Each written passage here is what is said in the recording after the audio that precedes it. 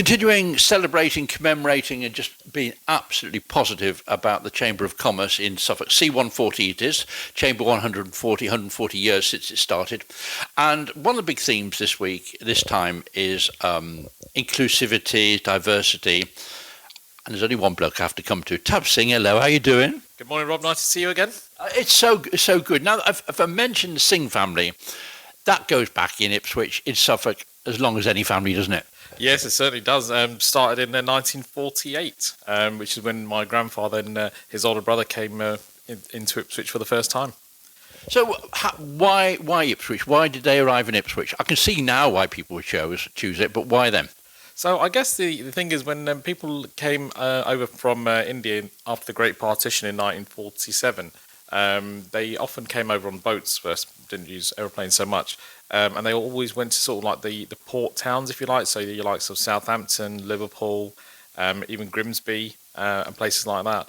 And with us being so close to the port, that was the main reason why we settled into Ipswich. So what? Okay, you arrived in Ipswich. Here you are. You got a case. You got some clothes with you. How'd you start? Well, it was quite difficult, really. But in the early days, when my grandfather came over, they literally had, like you said, they came over just with a suitcase of clothes. They went into sort of the bigger sort of areas like your Birmingham's, Manchester, London to go to wholesalers. And from there, they used to collect various garments, ties, shirts, etc. And go out in the local villages, and it was called peddling then. So they used to go out and just have some regular customers. They used to go sort of door to door. So was he in clothing before when he left India, or what was he doing before? Was this a new trade? No, this is a new trade. It was something simple. They could only speak broken English at that point, so nothing too technical. And it was literally knocking on doors and saying, "Would you like to buy?" Mm-hmm. And that was novel then. I mean, you used to have a lot of door-to-door people at one time, but that was novel, and that would be his unique selling point at the time. It was, as I said, that was the sort of early days when they came over first, just to make some money. And once they started to become established, then they went into different businesses like owning shops, market stalls, off licenses, being landlords, etc. It expanded quite quickly because it must. I mean, your family, it's entrepreneurs all the way through, isn't it? That's correct, yeah. I mean, when my grandfather and his older brother came first, that's what they started to do. And then eventually the rest of the families came over. And what they'd done, they worked quite inclusively together. So they would buy businesses together, buy properties together. And they used to sort of club together and help each other out. So, when somebody needed something, they'd have funds there, which they would lead into the family, a little bit like the Freemasons. Looking back now, tell me some of the names that people would recognise when we're talking about businesses that your family ran. So the first shop in Ipswich, which was Punjab stores, there was KC stores, Kashmir stores, Believe stores. There's lots of stores and shops, mainly off licenses, to be fair. But then we did sort of venture into town centres as well. So the old Albert List shop, we bought that. There was a Tots and Teens, Raindrops, so several shops across the town centre. Albert List was a considerable size shop.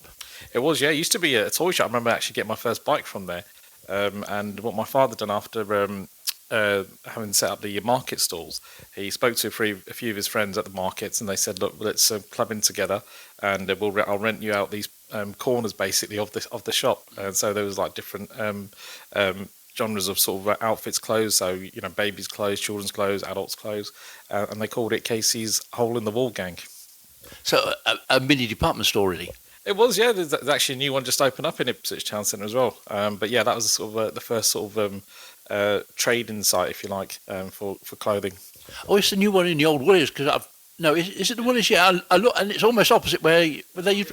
Yeah, that is strange. It is, yeah, especially as we're talking about it today. So yeah, that's I think some teams, some families have sort of bought into the old Woolworth shop, and they set up a similar thing. What about worship when they first came across? But because we know places of worship, what would happen? There wasn't, no. So originally, it was our holy scriptures. They were kept at one of my grandfather's houses, and on the Sunday they would regularly sort of go around to his house, and everyone sort of would meet up there and have some prayers. And then following from there, they clubbed in the elders, and they bought a property in Cemetery Road. From there, we moved on to Yarmouth Road because obviously it just overgrew, and now we're just at the bottom of Bramford Road now. Tell me about where you are at the moment, because that's a magnificent building, isn't it? It certainly is, yeah. I mean, recently in the town we just celebrated the 50th Golden Jubilee anniversary of opening the Sikh Gurdwara in Ipswich. And yeah, it's a lovely building. We've just applied for an extension on the side for additional car parking because we're getting sort of regular people coming in now. We used to just hold a service on a Sunday, but because it's really picking up, we've got a lot of sort of migrant workers coming over as well. So they like to come and worship as well. So we open 7 days a week now. It really is at the heart of the community, isn't it? It's in between the houses, exactly where it should be. It's there, it's central. That's right, yeah. I mean, like I said, we have a good turnout on an average on a Sunday now. We sort of have between 100 and 150 people, which before, if you can imagine, like in the old Cemetery Road, there could literally house about 15 people upstairs. I mean, if you could bring your forefathers back here, would they be amazed? I think they'd be chuffed to see what your family's done. Yeah, I'd like to think, that their legacy lives on within the town at the moment. We've established sort of, like I said, shopkeepers, landlords and businesses, and that's when they first came over. Now, a lot of the youngsters now, they're sort of gone into professionals, so being solicitors, accountants, etc., doctors, and yeah, they would definitely be proud of what they see today. And the diversity in town, it is probably the most diverse counties there is, because you don't notice the diversity because people just get on it. It's just get on with it. Yes, I think, look, being from a BAME background, it's always in the back of our minds. But the fortunate thing in Suffolk, and particularly in Ipswich, where we're sort of born and bred, we've never had any sort of major issues because one of our key tenets are diversity and sort of mixing in with everybody. And looking ahead now, we've done 140 years of the Chamber. What do you think the future is for the next 20, 30, 140 years? What do you think? Where are we going? As Suffolk as a whole, or Suffolk and the Chamber?